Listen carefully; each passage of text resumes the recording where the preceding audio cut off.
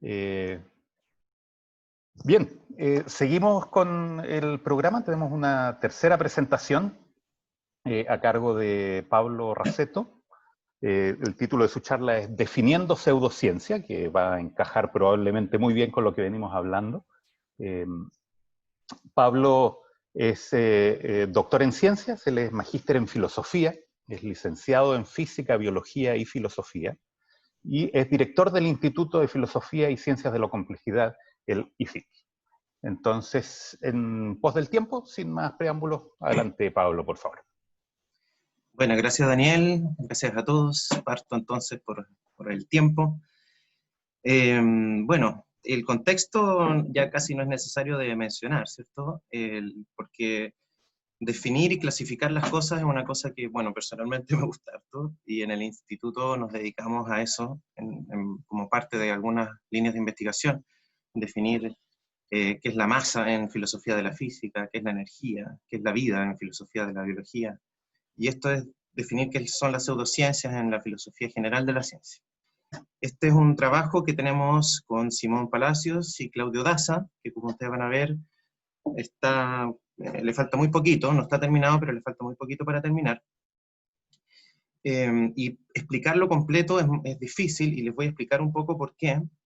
Justamente por el desafío que implica hacer una definición demarcatoria, una definición que deje claramente adentro lo que queremos que quede adentro y afuera lo que queremos que quede afuera en términos conceptuales, ¿cierto? Los filósofos de la ciencia le llaman el problema de la demarcación, me gusta más llamarle el desafío de la demarcación, pero que es un problema bien general, ya que hay un libro dedicado a demarcar qué es lo que es la ciencia, a tratar de definir qué es la ciencia. Tenemos un filósofo de la ciencia, pero aquí también un físico tratando de definir qué es la vida, ya entonces otro desafío. Y en ese contexto hay aspectos bien complicaditos, ya que quiero explicar, que todo concepto, según los filósofos, tiene dos aspectos, ya toda palabra tiene una denotación y una connotación, ¿ya? Pensemos en el ejemplo de un ser humano, ¿ya? La denotación de los seres humanos son cada uno de los seres humanos, que deberían ser casos particulares del concepto de ser humano. Mientras que la connotación son los atributos que se le asignan al concepto. ¿Ya? Por ejemplo, Aristóteles definía al ser humano como animal racional, ¿ya? Es decir, el atributo de ser un animal y el atributo de ser racional definen lo que es ser un ser humano. Por lo tanto, denotación, ¿ya? Quiénes caen adentro de humano y quién cae afuera, y connotación, es decir, cómo se define, son los dos aspectos clave, ¿ya? Y son el tema uno de los, digamos, temas que se trata harto en la filosofía de la ciencia. Como un contexto, aquí tenemos un texto de Roberto Torretti, que justamente en este libro, Relatividad y Espacio-Tiempo, estaba preocupándose por qué es la gravedad, ¿ya? Aristóteles, Newton, Einstein, todos han entendido lo que es la gravedad de forma distinta, y él dice, bueno, ¿cómo llegamos a saber que la denotación, ya en los casos particulares, acordada a un término es captada adecuadamente por su propuesta connotación, su definición? ¿Cómo establecemos que una clase más o menos bien deslindada de procesos se concibe correctamente de cierta manera? Esta es quizás la pregunta más difícil de la filosofía de la ciencia. Bien fuerte esta frase. Roberto Torretti, un filósofo de la física, de la matemática, chileno muy querido por nosotros, muestra que este es uno de los desafíos más grandes de la filosofía de la ciencia. Y también quiero justificar un poquito por qué no puedo explicar todo el procedimiento en una charla de 20 minutos. Aprovecho también de hacer un poquito de autobombo, porque uno no siempre tiene la oportunidad de hacerlo. Aquí, respecto a la demarcación de lo que es un ser vivo, ¿ya? Que el 2012 publicamos un artículo en que se defiende que el concepto de autopoiesis, con unas variaciones, es la mejor forma de definir y de marcar lo que es un ser vivo. Publicamos el año siguiente, el 2013, un libro con varios artículos adentro. El 2019 publicamos con Mario Villalobos otro artículo en la revista Adaptive Behavior, y que nos fue re bien, porque se convirtió en un issue especial, ya en que se discutió nuestro artículo con distintas respuestas de distintos investigadores, incluyendo a Humberto Maturana, el creador del concepto, y además me puse a mirar hoy día que es el segundo paper más leído de la revista, así que aprovecho de hacer bombo. Pero más que hacer bombo es mostrar que este es un tipo de pregunta que se hace respecto a qué es la vida, ¿ya? Y vamos a hacer el mismo trabajo ahora con respecto a qué son las pseudociencias. Lo difícil, ¿ya? Por eso digo, es que hay un procedimiento, ¿ya? Que les voy a explicar. El procedimiento tiene que ver con que uno puede plantear una definición, ¿ya? Y esa definición uno tiene que contrastarla, ¿cierto? Ponerla en discusión con estos dos aspectos, la denotación, es decir, los casos particulares, y la connotación, ¿cierto? Las otras definiciones que se han planteado del concepto, ¿ya? Y en el contraste denotativo me exige que si yo tengo una definición, para que sea una buena definición, tengo que dejar a todos los contraejemplos afuera, todas las cosas que son claramente contraejemplos, ¿ya? Todo lo que no sea gravedad, todo lo que no sea vida, todo lo que no sea de pseudociencia tiene que quedar afuera, y los ejemplos claros tienen que quedar adentro, y siempre hay casos de borde, ¿ya? Que uno puede, idealmente, una buena definición debiera dejar adentro o afuera, y también contrastarse connotativamente, es decir, una buena definición debiera contrastarse con las otras definiciones que se han planteado y con el contexto teórico en el cual se está discutiendo. En ese proceso la idea es que sea como un ping-pong, ya eso es el concepto de equilibrio reflexivo, que algunos filósofos llaman así. Planteo una definición, la contrasto con la denotación y las otras connotaciones del concepto, y frente a eso vuelvo a cambiar un poquito la definición, y después con que cambié la definición vuelvo a contrastarla, y así en varios ping-pongs hasta que al final llegamos a un equilibrio y decimos, ya, esta es la definición que mejor posible para nosotros, ¿ya? En el caso, por ejemplo, de definir vida, ya que es más fácil de imaginárselo, claramente hay contraejemplos de vida que tienen que quedar afuera, como un computador, una piedra, la luna, tienen que quedar afuera. También tienen que quedar afuera contraejemplos que típicamente son problemáticos, por ejemplo, una llamita de fuego, o el sol, o las celdas de Bénard. Son típicos casos que evidentemente no son seres vivos, que por lo tanto tienen que quedar afuera, pero suelen quedar adentro en las definiciones. Entonces, muy importante dejarlas afuera también. Y hay que dejar adentro claramente a las bacterias, a los seres humanos, etc. Y también a la mula, ¿ya? La abeja obrera, que claramente son seres vivos, pero que a veces quedan afuera de algunas definiciones. Por ejemplo, la definición de ser vivo como un sistema autorreproductivo, resulta que deja fuera a la mula, porque no es reproductiva, y a la abeja obrera también, y uno dice, es un problema de la definición, debiera dejarla dentro. Y también están los casos de borde, como los virus, los viriones, los priones, las colmenas, ¿ya? Que lo ideal es que una buena definición de ser vivo tome una decisión, ya no importa si queda adentro o afuera, pero lo ideal es que las logre ubicar adentro o afuera, porque son típicos casos de borde, entonces a nadie le complica mucho que quedan afuera o adentro, porque no son claramente ninguna de las dos, pero lo ideal es que lo haga, que demarque, ¿ya? Y el contraste connotativo, ya lo que tiene que ver con los atributos del concepto, tienen que contrastarse con el contexto teórico, ya por ejemplo en el caso de qué es la vida, importa la teoría de la evolución, la teoría celular, ya la biología en general, y también contrastarse con las otras definiciones que ya existen, por ejemplo en este caso la definición de ser vivo de la NASA, la definición de ser vivo como autorreproducción, etc. ¿Ya? Lo mismo, digamos, vamos a hacer, y hicimos con Simón y con Claudio, respecto a las pseudociencias, ¿ya? Y también este es un procedimiento que surge también en la comunidad de la filosofía de la ciencia. Aparece un artículo que define algo y alguien muestra que hay contraejemplos o que hay ejemplos que quedan afuera, etc. Entonces, la contrastación denotativa que debiéramos satisfacer en el caso de la pseudociencia, es importante definir las cosas. Aquí tenemos una tablita, ya que puse algunas cosas, pero en la literatura todo el mundo está de acuerdo en general que la homeopatía, la astrología, la telepatía, la telequinesis, la teoría de las vidas pasadas, el tarot, las flores de Bach, la superstición y muchas otras son claramente pseudociencias.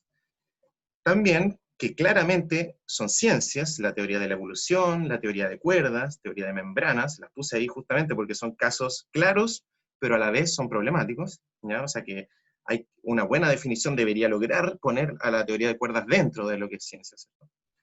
La biología molecular, la teoría de la relatividad, termodinámica, teoría de tectónica de placas.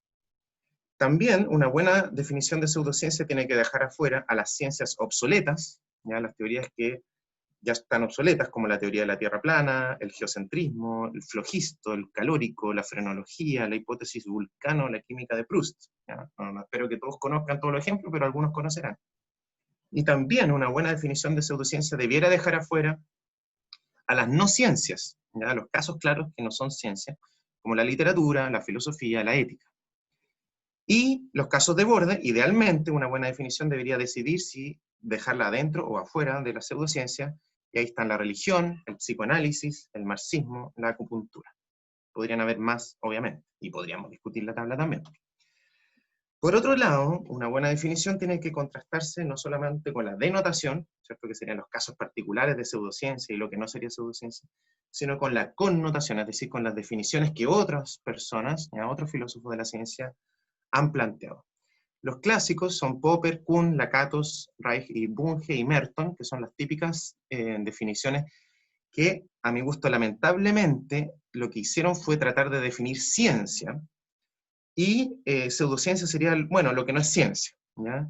No sé, pues Popper típicamente definió ciencia como lo que es falsable, las teorías científicas son falsables, y las pseudocientíficas no son falsables. Pero el problema de eso, como ya se imaginarán, es que no deja claro si son pseudociencias o son no ciencias, porque la literatura tampoco es falsable, gran parte de la filosofía tampoco es falsable, la ética tampoco es falsable, entonces, y no son pseudociencias, ¿ya? Entonces hay un problemilla ahí que yo creo que muchos filósofos han captado, ¿ya? Hay otros filósofos que lo que han tratado de hacer es definir pseudociencia directamente, y aquí tenemos algunos, y lo que nosotros hicimos fue proponer una definición y contrastarla con la denotación y con la connotación. Entonces, como se imaginarán, simplemente mirando esta tabla, yo no les puedo explicar en este tiempo todo ese procedimiento, pero voy a ir a lo esencial, ¿ya? Y lo esencial, creo yo, creemos, tiene que ver con el contexto teórico de la pregunta, ¿ya? Que al final tiene que ver con ir a las bases,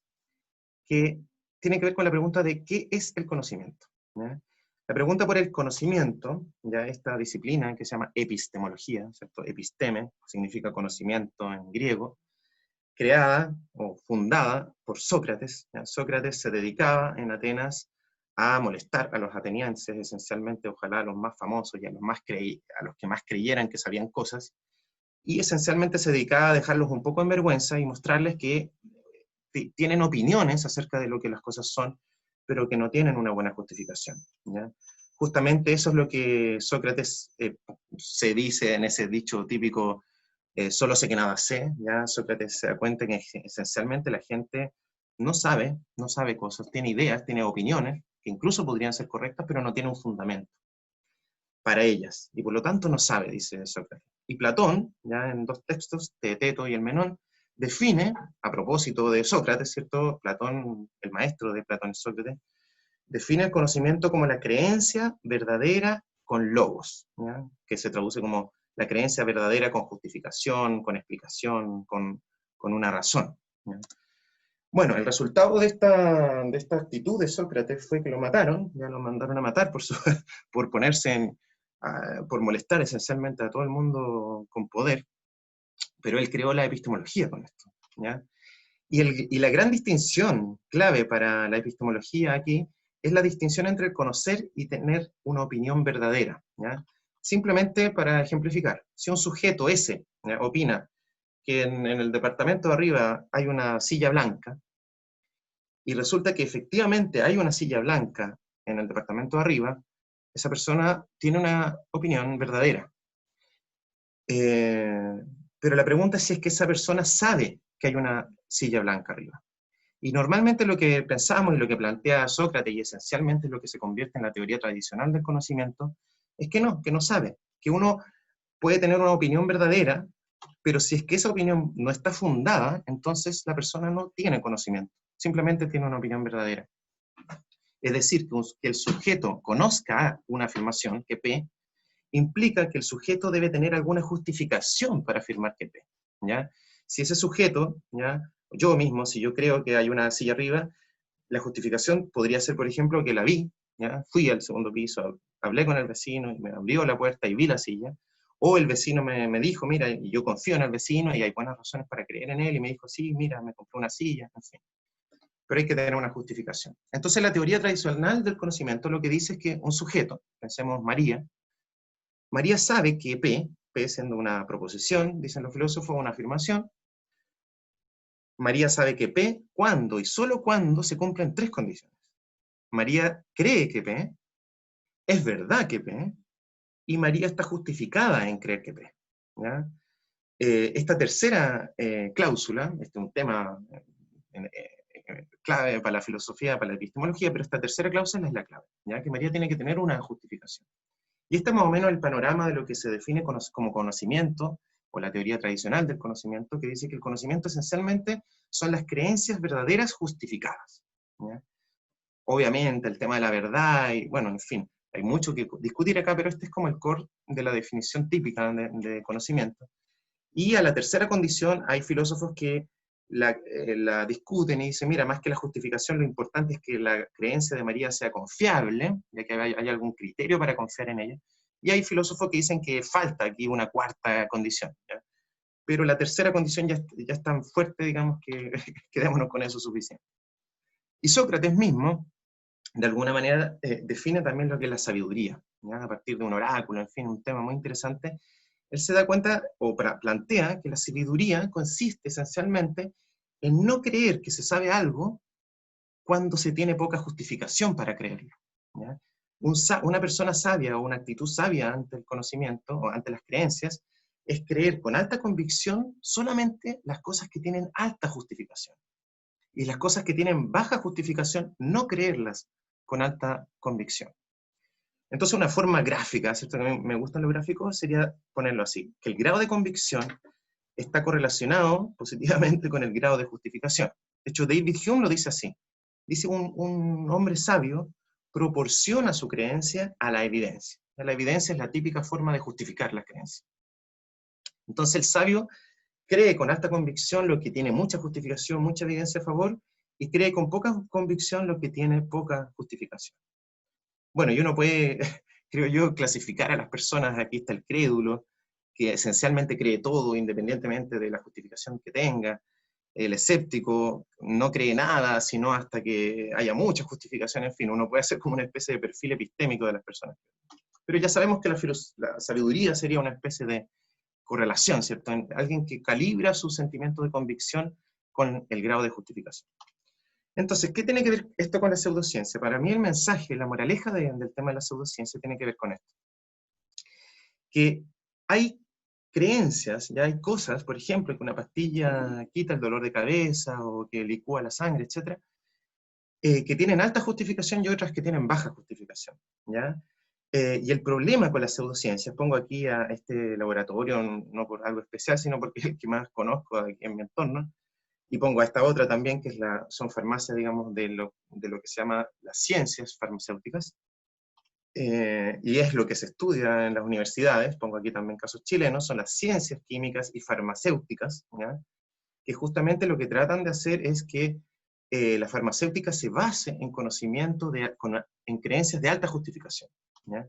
Y el aparente problema de las pseudociencias tiene que ver con este paso, que algo que tiene baja justificación se toma como si tuviera alta justificación, ¿ya? Por eso el concepto de pseudociencia, porque se entiende la ciencia como aquel tipo de creencias que tienen una alta justificación, y las pseudociencias pretenden tener alta justificación sin tenerla. Esa es más o menos la moraleja. Y esta forma de verlo, ya basándonos en el fondo en la base de la epistemología, de lo que es el conocimiento, también me permite entender las otras definiciones de pseudociencia, ¿ya? ¿Por qué? Porque esencialmente lo que le interesaba a los filósofos de la ciencia, a los epistemólogos, es caracterizar aquello que confiere un alto grado de confiabilidad a las creencias. ¿Qué cosas confieren alta confiabilidad? ¿Ya? A esto le llamamos, un medio rimbombante, pero es más preciso, es un alto estándar epistémico interpersonal, ¿ya? Es decir, ¿cuáles son aquellas creencias que tienen un alto grado de confiabilidad interpersonal? ¿Ya? Es decir, que alguien puede transmitir la confiabilidad de una creencia hacia otros, ¿ya? Pero llamémosle a esto grado de alta confiabilidad, ¿ya? ¿A qué nos referimos? Por ejemplo, el efecto placebo. Ya lo deben conocer, pero lo menciono. Para que la idea de que una pastilla tiene un cierto efecto, ya por ejemplo, la pastilla quita el dolor de cabeza, ya tenemos acá un ejemplo, ¿cuál es un procedimiento para que esa creencia de que esta pastilla cura el dolor de cabeza adquiera un alto grado de confiabilidad? Bueno, una forma es tener esta pastilla, ¿cierto? Con el componente que creemos que quita el dolor de cabeza, y tener otra pastilla que tiene todo lo mismo, pero no tiene el componente, y dárselo a 100 personas un tipo, 100 personas el otro, y ver qué tanto se le quitó el dolor de cabeza a cada uno. Si es que los que tomaron la pastilla que no tenía nada más, que no tenía el componente, si se les quita el dolor de cabeza en la misma proporción, entonces no es muy confiable la creencia de que este componente quita el dolor de cabeza. Es bien intuitivo, es una forma, hay muchas formas, pero el efecto placebo es bien famoso, es una de las formas de elevar el estatus epistémico, el convertir en más confiable una creencia acerca de una cierta particular. Entonces, ¿qué es lo que hicieron los filósofos de la ciencia? Esto fue un tema muy, muy activo en la filosofía de la ciencia en los años 70, sobre todo. Popper, Kuhn, Lakatos, cada uno de ellos caracterizó lo que consideraba, ¿ya?, que era lo que le confiere a la ciencia un alto estándar epistémico. En el caso de Popper, por ejemplo, él considera que lo que le confiere a la ciencia un alto estándar epistémico es su falsabilidad, la capacidad de proponer teorías falsables, y por lo tanto la pseudociencia es lo que no tiene esa cualidad, ¿ya? En fin, y cada una de estas teorías tiene contraejemplos. Ya en el caso de la falsabilidad hay muchas teorías que son pseudocientíficas según todo el mundo, ya como la telepatía o la telequinesis, que son falsables y de hecho fueron falsadas, ¿ya? Entonces, bueno, en fin, cada una de estas definiciones tiene problemas, y nosotros estamos tratando de proponer una definición que no tenga todos estos problemas, y creemos que no tiene estos problemas, en fin. ¿Cuál es la idea? El punto clave de esto es que el estándar epistémico interpersonal, ¿ya?, el grado de confiabilidad de una teoría o de una creencia, vamos a suponer, y esto es bien clave, ¿ya?, si alguien critica esto, pues, ahí todo se basa en esto, vamos a asumir que cualquier teoría propuesta, T, tiene por default, ¿ya?, por defecto, un bajo estándar epistémico interpersonal hasta que se pruebe lo contrario, ¿ya? O sea, las creencias, las teorías, en principio, hasta que alguien no logre elevar su estatus epistémico, no la pueda volver confiable, parten siendo poco confiables. Y aquí tenemos entonces nuestra definición, que le tenemos mucho cariño, por eso los, los dibujitos. El resultado de un pimponeo de harto tiempo. T, una teoría T, dice esta definición, es pseudocientífica si y solo si las siguientes dos condiciones son satisfechas, ¿ya? A y B, ¿ya? Son dos condiciones que son individualmente necesarias, ¿ya? O sea, se tienen que cumplir ambas condiciones para hacer pseudociencia, y conjuntamente suficientes. O sea, si una teoría cumple con esas dos condiciones, nosotros afirmamos es pseudocientífica, ¿ya? ¿Qué dicen estas dos condiciones? Condición A dice, al menos una de las siguientes condiciones es satisfecha, ¿ya? O sea, alguna de las tres condiciones, A1, A2, A2, A3, se cumple, y si se cumple alguna de ellas, entonces se cumple A, la primera condición. ¿Qué dice A1? No se conoce un procedimiento factible a través del cual la teoría T cesaría de tener un bajo estándar epistémico interpersonal, ¿ya? Es decir, la teoría no hay un procedimiento que haga que esa teoría se vuelva confiable, subjetivamente, interpersonalmente, ¿ya? Tal vez podría ser confiable para uno, pero esa confiabilidad no se la puedo transmitir a otras personas. ¿Qué dice A2? Se conoce un procedimiento factible a través del cual la teoría T cesaría de tener un bajo estándar epistémico interpersonal, pero no se ha aplicado, ¿ya? Por ejemplo, tenemos una teoría de que tal tipo de medicamento hace tal cosa, cura el cáncer, lo que sea. Hay un procedimiento, por ejemplo, hacerle efecto placebo, pero no se ha aplicado, ¿ya? La gente que vende el producto no ha hecho ese procedimiento.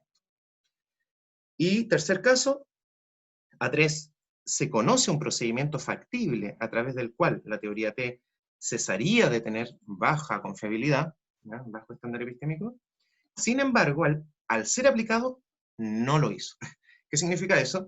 Que se aplicó el test para ver si se puede elevar la confiabilidad de la teoría o de la creencia, y de hecho no lo hizo, ¿ya? El test, ¿ya?, o el procedimiento mostró que no era confiable, ¿ya? ¿Y cuál es la condición B? La segunda condición es pese, ¿ya?, pese a la condición A, ¿cierto? Pese que en el fondo la teoría no es confiable, puede no ser confiable porque no hay un procedimiento para volverla confiable, o porque hay un procedimiento pero no se ha aplicado, o porque hay un procedimiento y cuando se aplicó no lo volvió confiable, ¿ya?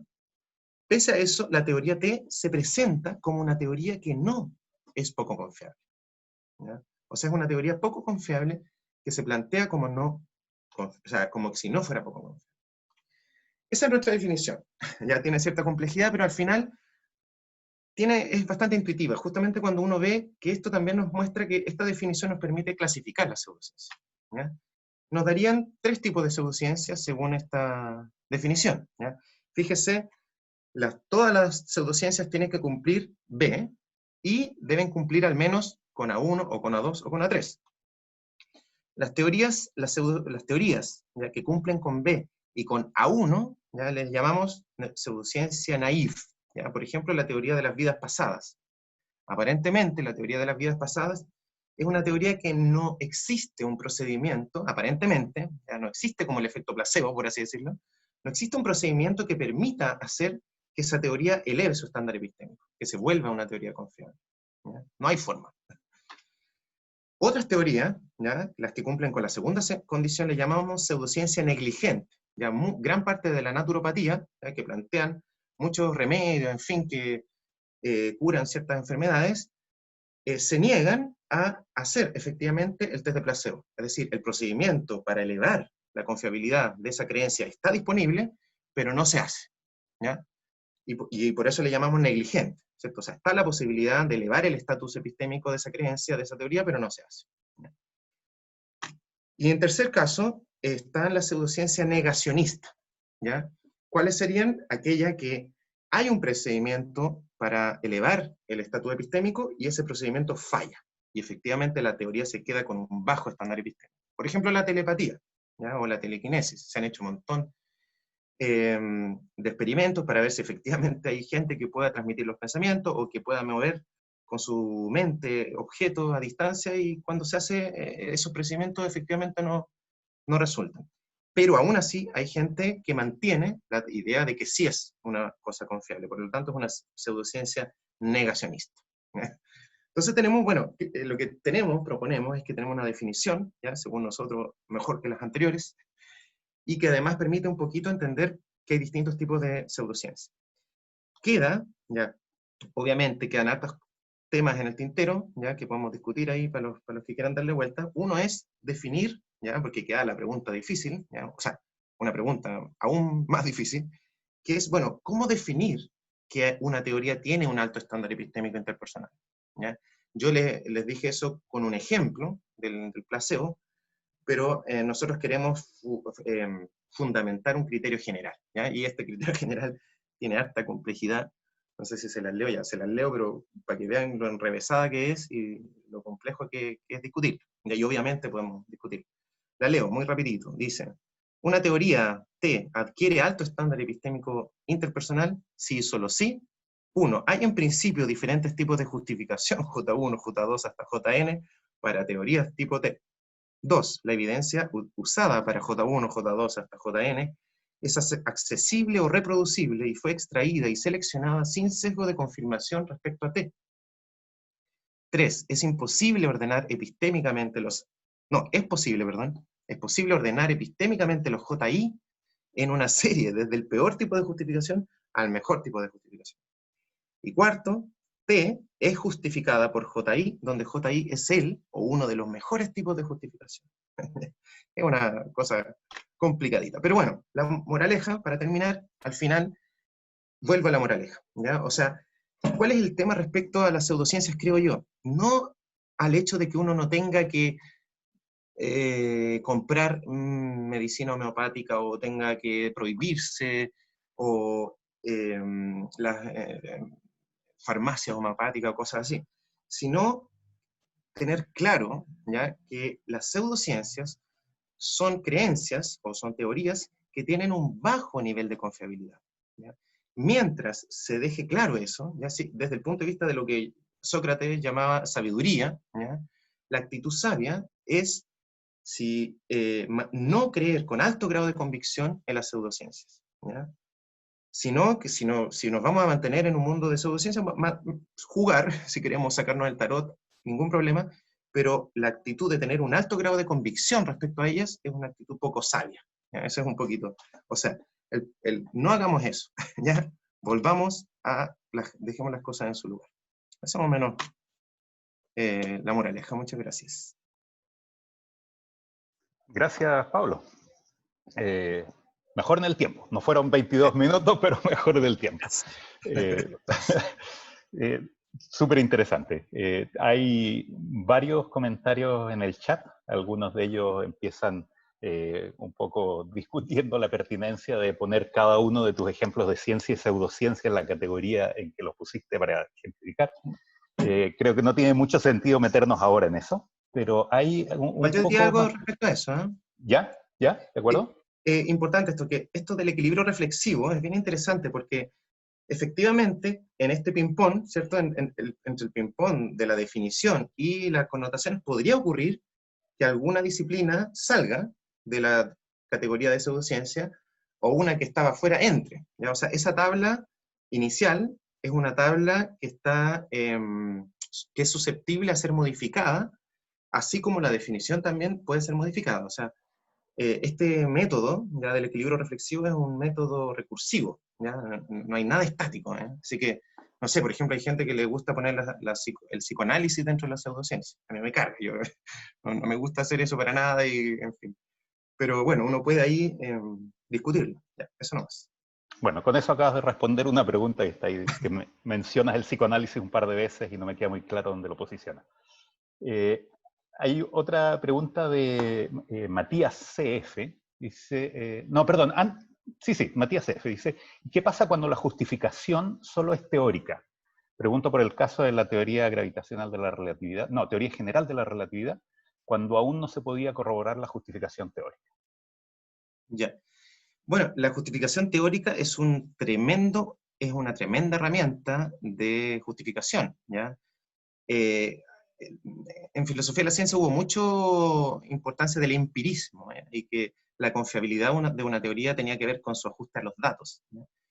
Pero la filosofía de la ciencia ha avanzado harto en eso, ¿ya? Y ya hay un filósofo bien antiguo que se llama William Whewell, que propone que la confiabilidad de las teorías científicas proviene mucho más de su estructura teórica y de su compatibilidad con el resto de la estructura que de la evidencia empírica directa, ¿no? En este caso, con nuestra definición de alto estándar epistémico, fíjate que en esa diapo que leímos ya a la rápida, ponemos los tipos de justificación desde la epistémicamente más débil a la epistémicamente más fuerte. Y la justificación teórica es una justificación muy fuerte, ¿ya? Para los empiristas no, pero ya hoy en día en la filosofía contemporánea está bien claro que la justificación teórica, la conciliancia de inducciones, le llama Whewell, es tal vez, o sea, incluso, por ejemplo, la teoría de la evolución de Darwin, yo creo personalmente que su principal punto a favor, o sea, lo que hace que la teoría de la evolución sea muy confiable, por lejos, es su contrastación teórica, más que la empírica. Hay una pregunta muy similar, a lo mejor si quieres complementar algo. Carlos Pablaza dice, ¿qué pasa cuando las teorías científicas en sus etapas tempranas poseen poca justificación? En ese periodo donde todavía la justificación no se alcanza, ¿usted diría que son pseudociencias? Ya, buena pregunta. El punto es que las teorías revolucionarias, ya por ejemplo, hay varias teorías, la definición de Kuhn, ya, de ciencia y de pseudociencia, justamente tiene ese problema. Ya según nosotros no tenemos ese problema. ¿Ya? ¿Por qué? Porque las teorías, cuando, por ejemplo, la teoría de Einstein, ¿cierto? La teoría de Einstein estaba muy en contra de todo el conocimiento a la fecha, ¿cierto? Pero había un procedimiento de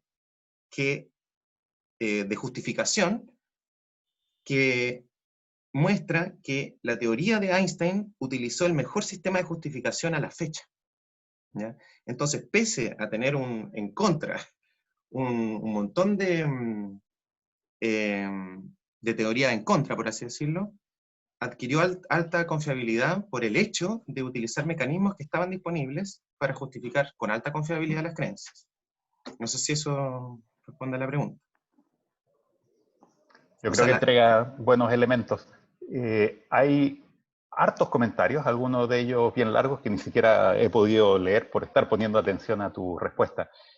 Creo que deberíamos dejarlas madurar para la sesión de preguntas al final y tal vez damos paso a Claudio. Millón de gracias, Pablo. Gracias a ustedes. Entonces, si puedes dejar de compartir tu pantalla.